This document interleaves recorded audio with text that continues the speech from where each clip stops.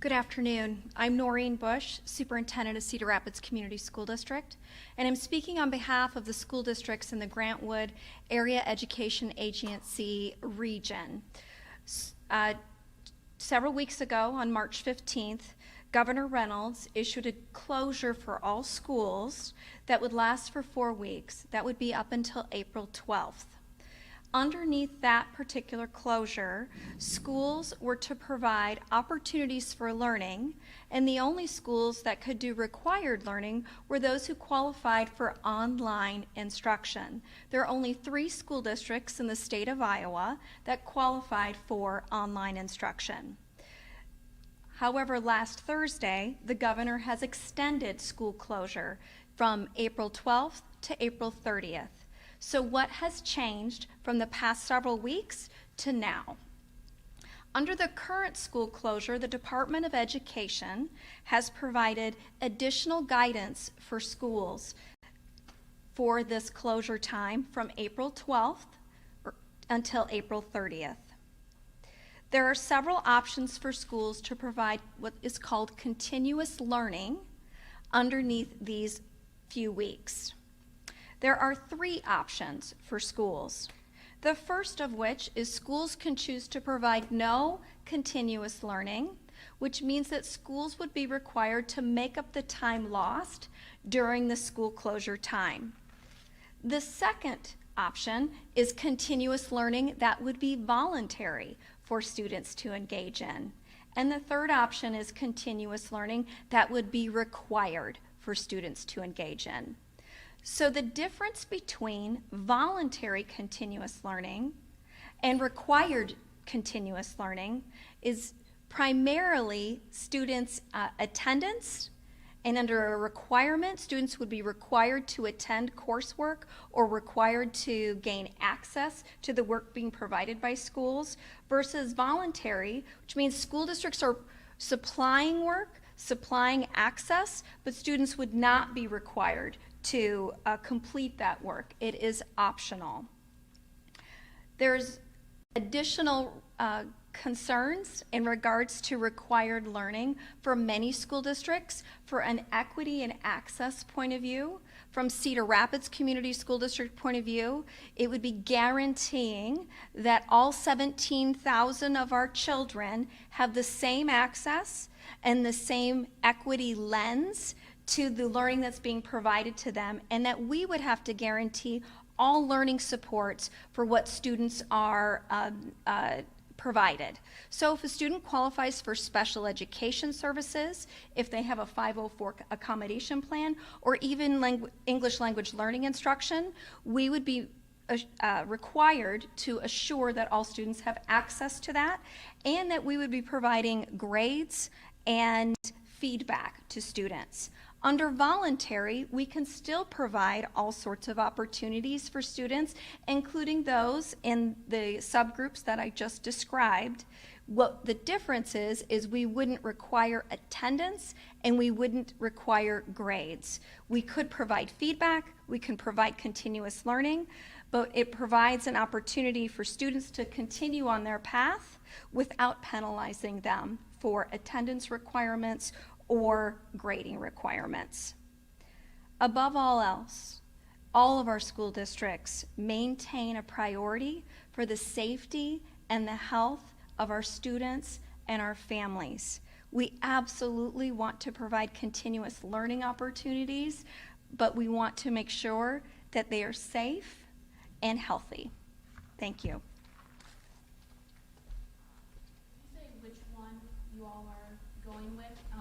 And if not, is there a date by which you're hoping to set that? And then going off that, between the no continuous learning and the voluntary, I guess with the voluntary, since the grades aren't required, the work isn't required, would students still need to make up time, or how do you kind of go about that? So the question is, under the 3 options, whether that be no continuous learning or the 2 options of continuous learning being required and or voluntary, which is Cedar Rapids choosing? At this point in time, Cedar Rapids is going to start with continuous learning, and we're doing it voluntary for K through 12. We will be assessing specifically what to continue with at the high school level.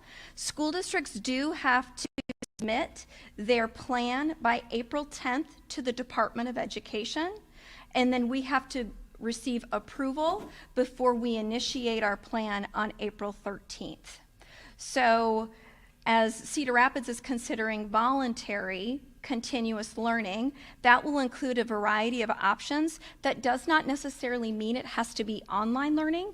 It can be packets of work. It can be teleconferencing with students and providing feedback and support and assignments. It does not have to be isolated just to online instruction. So Cedar Rapids is going to try and provide a continuum of options for our families. We currently have some options, but we will be notching it up a little bit and making it more rigorous. Mary, what was the second part of your question? It was about, I guess, well, I'll rephrase it more so. Since you all are going with voluntary for right now, how do you make sure students have the required hours since they won't be required to do the learning? Sure. Graduate or advanced studies? So either continuous learning option, whether it be required or voluntary, the hours of instruction will be forgiven by the Department of Education. It is certainly concerning to us the learning time that's missing for students. Our priority is their basic human needs, making sure that they are safe, that they are healthy, that their families are safe and healthy. We are providing meals for families that need that. Last week, we provided over 30,000 meals to our school district, to our students. The week prior was 25,000 meals. So we certainly are keeping those as our priorities, but families are home and they want their children engaged in learning.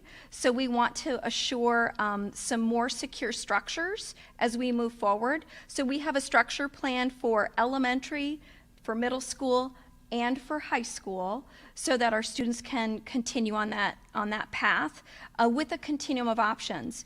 I'll give you one example though. I had a family reach out to me whose oldest child is a high school age student, 3 younger siblings, and both of their parents work for the hospital, essential workers. And they said, please, we want opportunities for our high school student, but he can't do too much right now because he's got to take care of his younger siblings while we are providing essential work. So we want to provide as many opportunities as possible, but also keeping in mind not penalizing children for this pandemic that we're all facing. So the question is specifically under continuous learning and the voluntary option, how do we assure that high school students are getting their credits? So achieving credit is a local control decision based on each school district. So what we do is we would assess the current state of each student and where they're standing, and how might we continue to achieve that credit as we move forward. So we have a great benefit in that we were able to, Cedar Rapids is on a semester schedule. We were able to get through our 3rd quarter, and so we do have mid-term grades and standing, so to speak. We can require, all districts can continue to require learning through concurrent enrollment. That would be for dual credit classes offered through the college, community college. For us, that's Kirkwood. So those are classes that are going to continue with online opportunity and online access for our students. Secondly, we can require for credit recovery. So students who were enrolled in credit recovery or were in danger of failing a course, we can continue to provide required work so that they can assure their credits. Districts across the state, Cedar Rapids is part of what's called the Urban Education Network. That is the 8 largest school districts across the state. We're in constant conversation, really daily conversation, maybe hourly conversation about this very topic. So right now, it's how do we secure the credits for the class of 2020 and then assure credits for grades 9 through 12. We do not want our kids to be penalized because of this pandemic. So what we will be deciding is what essential learning was so important in every single course that we can assure kids achieved that. And then as we move forward, making sure that we have opportunities for kids to achieve their credit. They certainly can continue and receive letter grades. However, many of us are considering a pass or a credit, no credit option, so that if a student wasn't feeling secure in a course, they would be able to recover that credit at a later date, or the credit or the coursework that they needed to complete in order to achieve the credit. I think that what we'll be looking at is how are our kids doing up into the midterm? What additional learning opportunities might we be able to provide through the continuous learning option? And then making sure that we're assuring that our kids are getting what they need so that they can graduate on time. So it'll be a student-by-student basis then? I think we will have certainly a broad look at this for all kids, but then absolutely we will have to look at each student by student. And I have one more question that was just Sure. one of my colleagues. If school, this current extension ends until the 30th, school does go back on May 1st, will the district extend the end date for the school year? No, I think that the days will be forgiven at this point in time, and so we would keep with our current calendar date.